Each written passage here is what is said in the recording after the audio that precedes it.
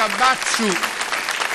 7 anni, lui è Davide, il papà, che conosciamo molto bene perché insomma accompagna il gruppo di Butusò, accompagna tante feste, ma evidentemente quest'aria musicale ha contagiato anche Francesca. Facciamo una cosa, dopo ti chiedo 2 cosettine, però adesso facciamo un applauso e ci fai ascoltare qualcosa? Applauso e Francesca.